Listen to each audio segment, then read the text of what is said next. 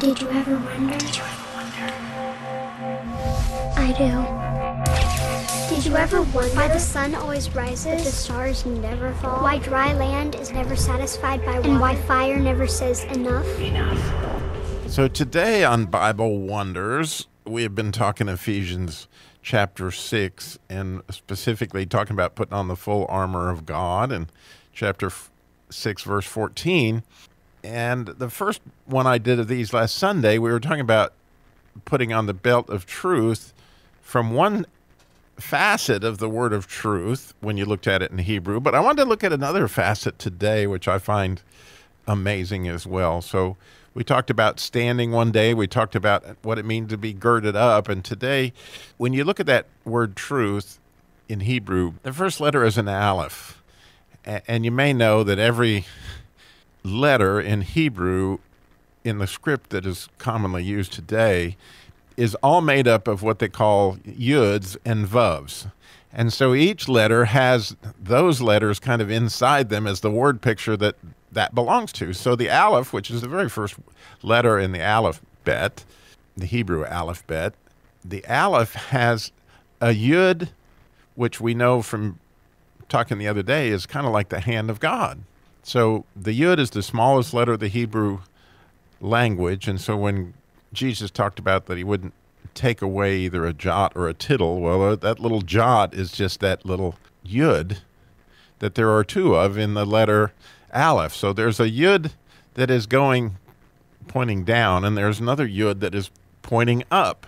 And so the idea that is taught in Hebrew is that yud coming down is clearly God's hand coming down to touch mankind.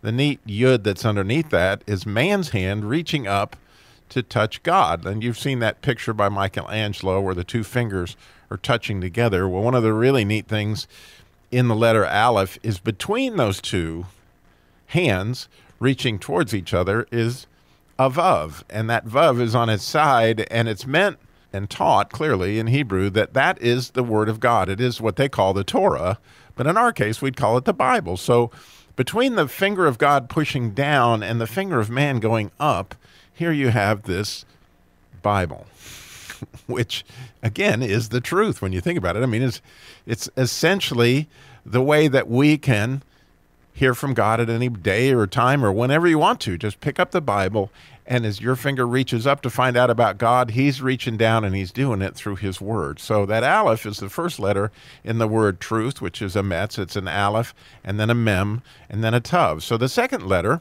is the mem, and the mem is the first letter in the word water. It's also the first letter in the word for Messiah. You can hear it, that M sound. And so throughout the Old Testament, when you see that mem, you're looking at something that probably has to do with Jesus himself, because he is the living water, right? So when you see this essentially hand of God coming down through the Bible to touch man, and it's in Jesus that this is happening, right? Because when you get really hungry for the scriptures, they call that thirsty. And so what do you need? Living water, which comes up and it springs right forth. And that's the idea, behind the mem, and I could talk about the mem for hours, but that letter being there is extremely significant. So you have an aleph, you have a mem, and then at the end is this tav. Well, it's phenomenally beautiful when you see the tav is this idea of God's stamp. In other words, the stamp of approval in Hebrew is this letter. And when you look at that letter in the ancient Hebrew script, it is a cross.